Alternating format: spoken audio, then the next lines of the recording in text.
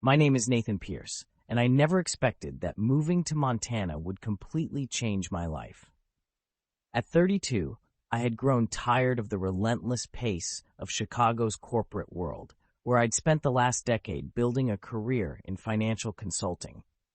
When an opportunity arose to transfer to our small but growing office in Missoula, I seized it without hesitation. The decision wasn't just about escaping the city's chaos. It was about finding myself again. I'd always felt something was missing, despite my successful career and comfortable lifestyle. Perhaps it was the disconnect from nature, or maybe it was the superficial relationships that seemed to define urban life. Whatever it was, I knew I needed a change. I found a beautiful ranch-style house on the outskirts of town, complete with a few acres of land and a view of the mountains that took my breath away every morning. The property was close enough to civilization for convenience, but far enough to provide the solitude I craved. What I didn't know was that this house would put me in the path of someone who would turn my world upside down. It was during my third week in Montana when I first met him. I was driving home from work, taking the winding road that led to my property, when I spotted a horse that had apparently escaped from somewhere nearby. Being a city boy, I had no idea what to do, but I knew I couldn't just leave it wandering near the road. I pulled over and called the local sheriff's office. That's how I met Marcus Blackwood. He arrived in a dusty pickup truck, wearing worn jeans, boots, and a black Stetson that shaded his face from the late afternoon sun. He wasn't from the sheriff's office. They had contacted him as the local horse trainer who often helped with situations like this. "You did the right thing by calling," he said, his voice carrying a slight southern drawl that seemed out of place in Montana. He moved with an easy confidence that came from years of working with horses. "This girl belongs to the Thompson Ranch. She's gotten out twice this month already." I stood back, watching in amazement as Marcus approached the horse with practiced ease. He spoke to her softly, his voice carrying a gentle authority that seemed to immediately calm the animal. Within minutes, he had secured a lead rope around her neck and was loading her into his trailer. "I'm Marcus," he said, finally turning his full attention to me. His eyes were a striking shade of green, and laugh lines crinkled at their corners when he smiled. "Thanks for spotting her. We don't need any accidents on these roads." "Nathan," I replied, suddenly aware that I was still in my office clothes, a dress shirt and slacks that felt ridiculously formal in this setting. "I just moved here from Chicago." "Chicago," he grinned, removing his hat briefly to run a hand through his dark brown hair. "Well, you're in for quite a change, Nathan from Chicago. Do you ride?" I shook my head. "Never had the opportunity in the city." "That's a shame," he said, replacing his hat. "Everyone should experience the freedom of riding at least once. If you're interested in learning, I give lessons at my place, just down the road from here." There was something in the way he looked at me, a mixture of amusement and interest, that made my heart beat a little faster. I found myself saying yes before I'd even really thought about it. "Perfect," he said, pulling a business card from his shirt pocket. "Give me a call when you're ready to start. First lessons on the house. Consider it a welcome to Montana gift." As I watched him drive away, the horse safely in tow, I couldn't shake the feeling that this chance encounter was going to lead to something significant. I didn't know then just how right I was. I waited 3 days before calling Marcus, partly because of work commitments, but mostly because I was trying to convince myself that the flutter in my stomach when I thought about him was just excitement about learning something new. When I finally dialed his number, his warm voice on the other end made me glad I hadn't waited longer. We arranged for my first lesson on Saturday morning. Following his directions, I drove down a gravel road that wound through pine trees before opening up to reveal his property, the Black Pine Ranch. It was smaller than I'd imagined, but impeccably maintained, with a traditional barn painted deep red and several fenced paddocks where horses grazed in the morning sun. Marcus was waiting by the fence, and the sight of him made me momentarily forget how to breathe. He wore a light blue Western shirt that brought out the color of his eyes, and those same worn jeans that somehow looked even better in daylight. At 38, he was 6 years my senior, but he carried his age with a graceful maturity that I found incredibly attractive. "Morning, city boy," he called out, that easy smile spreading across his face. "Ready to meet your new four-legged friend?" He led me to the barn, explaining each area as we walked. His voice carried a passion for his work that was infectious. The barn smelled of hay and leather, and something uniquely equine that I would soon come to associate with peace and contentment. "This is Luna," he said, stopping in front of a stall housing a gentle-looking brown horse with a white star on her forehead. "She's perfect for beginners, patient, forgiving, and smart enough to take care of her rider." The next hour was filled with basic instructions: how to approach a horse, how to groom them, how to put on a saddle and bridle. Marcus was a patient teacher, his hands occasionally guiding mine to show the correct technique.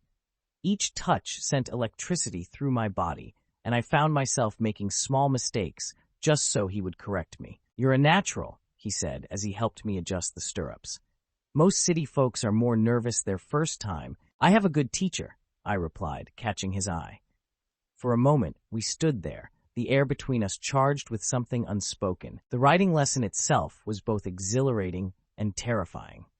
Marcus led Luna on a lead rope, while I focused on maintaining my posture and balance. His constant encouragement and occasional teasing helped me relax, and by the end of the lesson, I was moving with more confidence. "Same time next week?" he asked as I dismounted, my legs slightly shaky. "Definitely," I nodded, trying to hide my eagerness. "Though I might not be able to walk tomorrow." He laughed, a rich sound that made my heart skip. "Hot bath and some stretching will help with that. And Nathan?" He paused, his expression turning more serious. "Would you like to join me for coffee? There's a great little place in town that makes a mean breakfast." The invitation caught me off guard, but in the best possible way. "I'd like that," I said, trying to keep my voice steady. Over coffee and pancakes at the Mountain View Diner, our conversation flowed naturally from horses to our respective backgrounds. Marcus had grown up on a ranch in Texas, but moved to Montana after college. He'd built his training business from scratch, developing a reputation for working with difficult horses and teaching nervous riders. "What about you?" he asked, his fingers absently tracing the rim of his coffee cup. "What made a successful Chicago financial consultant choose Montana?" "I needed something real," I admitted. Everything in Chicago felt artificial. The relationships, the lifestyle, even the way I was living my life. I was good at my job, but it wasn't fulfilling. Marcus nodded thoughtfully. "And now?" "Now?" I met his gaze. "Now I'm starting to think I made the right choice." The look we shared held more meaning than either of us was ready to acknowledge. When our hands brushed reaching for the check, neither of us pulled away immediately. The next few weeks fell into a pattern. Saturday morning lessons became the highlight of my week, followed by what we both pretended were casual breakfast meetings. During the week, we'd text, usually about mundane things like the weather or local news, but sometimes late at night, our conversations would drift into more personal territory. One Wednesday evening, my phone lit up with a message from Marcus. "Got a new horse in today. Challenging case. Could use an extra pair of hands tomorrow if you're free after work." I rescheduled a video conference and left the office early the next day. When I arrived at Black Pine Ranch, Marcus was in the round pen with a stunning black stallion who seemed determined to keep as much distance as possible between himself and any human. "This is Storm," Marcus said as I approached the fence. "His owner sent him here as a last resort. He's got trust issues. Previous owner wasn't exactly gentle with him." I watched as Marcus worked with Storm, fascinated by the way he communicated with the horse through subtle body language and quiet words. There was something beautiful about the patience and respect he showed, even when Storm refused to cooperate. "You see," he explained during a break, leaning against the fence beside me, close enough that our shoulders touched. "Horses are like people. When they've been hurt, they build walls. The trick isn't to break those walls down. It's to show them that they're safe enough to lower them on their own." The way he looked at me as he said this made me wonder if we were still talking about horses. As the sun began to set, casting long shadows across the ranch, Marcus suggested we grab dinner. "Nothing fancy," he said. "Just burgers at my place. I'm too tired to go into town." His house was a modest cabin-style structure behind the barn. The interior was surprisingly cozy, with comfortable leather furniture and photographs of horses lining the walls. While he grilled burgers on the back deck, I found myself studying a collection of framed certificates and ribbons from various equestrian competitions. "Those are from my competing days," he said, coming up behind me. "Before I focused on training full-time, you must have been good." I did all right. His voice was closer now. But I found I preferred helping others discover their connection with horses more than competing myself. When I turned around, he was standing much closer than I expected. The setting sun through the window cast a golden glow across his features, and for a moment, neither of us moved. "Nathan," he said softly, his hand reaching up to touch my face. "I need to be clear about something. These feelings I'm developing for you, they're more than just friendship." My heart was pounding so hard I was sure he could hear it. "I know," I whispered. "I feel it too." When he kissed me, it was gentle at first, almost hesitant, as if he was giving me time to pull away. But when I responded, deepening the kiss, his arms wrapped around me, pulling me closer. He tasted like coffee and something uniquely him, and I felt like I was finally finding something I'd been searching for my entire life. The sound of the grill's timer broke us apart, and we both laughed, slightly breathless. "I should check on those burgers," he said, but he didn't move immediately, his forehead resting against mine. "Marcus?" I said, my hands still gripping his shirt. "I'm glad I moved to Montana." He smiled, that wonderful warm smile that had first captured my attention. "Me too, city boy. Me too." That evening marked a shift in our relationship. We ate burgers on his deck, talking and laughing as the stars came out, our hands finding excuses to touch, our eyes meeting with new understanding. When it was time for me to leave, our goodnight kiss held the promise of more to come. As spring turned to summer, our relationship deepened. My riding lessons continued, but now they were interspersed with stolen kisses in the barn and lingering touches during instruction. Marcus was still a professional during actual lessons, but the moments before and after became precious opportunities for intimacy. One particularly hot July afternoon, after my lesson, Marcus suggested we cool off with a swim in the creek that ran through his property. "It's private," he said, a mischievous glint in his eye, "and the water's perfect this time of year." The creek was indeed secluded, shaded by towering pines and willows. The water was crystal clear and cool, a welcome relief from the Montana summer heat.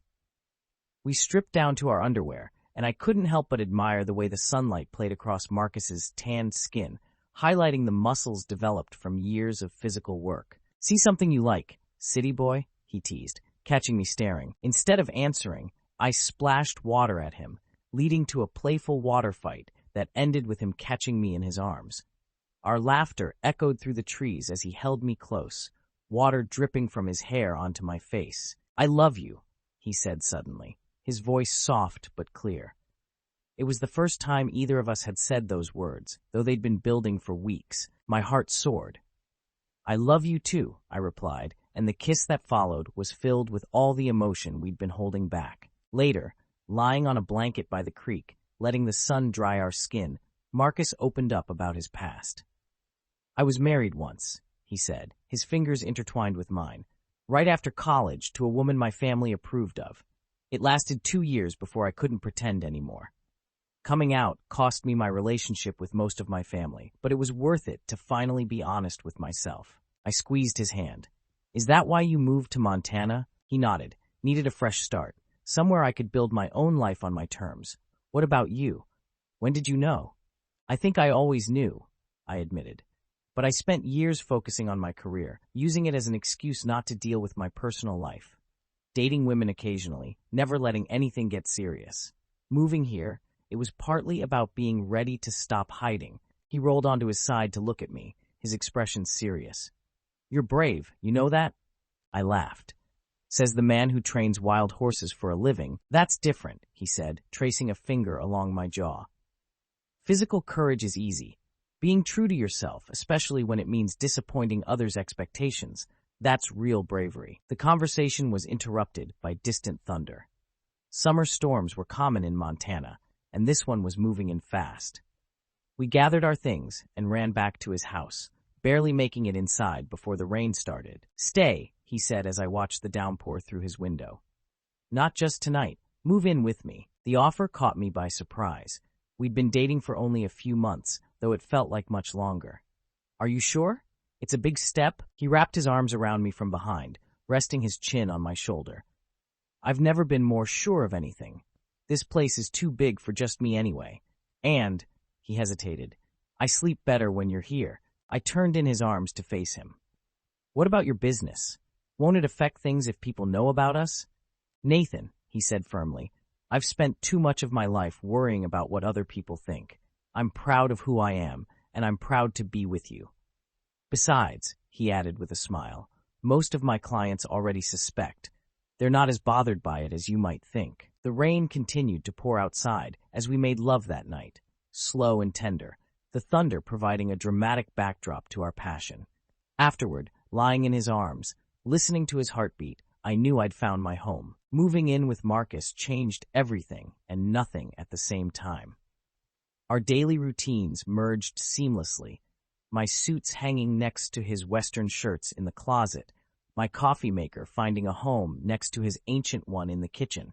I learned to wake up early to help with morning feeds before heading to the office, and he learned to appreciate the benefits of my technological know-how when I helped modernize his business records. The challenges came from unexpected directions.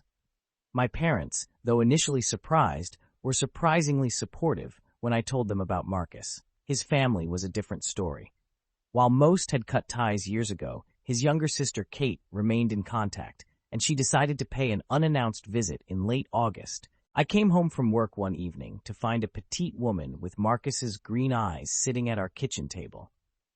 The tension in the room was palpable. So this is why you won't come home for Christmas, she was saying as I walked in. You're playing house with... Kate, Marcus cut her off, his voice carrying a warning tone I'd never heard before. This is Nathan, my partner. Nathan, this is my sister Kate. The next few days were uncomfortable. Kate wasn't openly hostile, but her disapproval was clear in every careful silence and pointed question. She questioned everything, from my city background to my ability to understand ranch life. The breaking point came during dinner on her third night. I just don't understand, she said, pushing food around her plate. You had everything back home, Marcus. A good reputation, family connections, potential clients, and you threw it all away for this? This, Marcus replied calmly, reaching for my hand across the table, is my life, Kate. A life I built myself with someone I love. I'm not throwing anything away. I'm living authentically for the first time. But what about children? The family name. I'm happy, he said simply. If you can't accept that, then maybe you should leave. She left the next morning.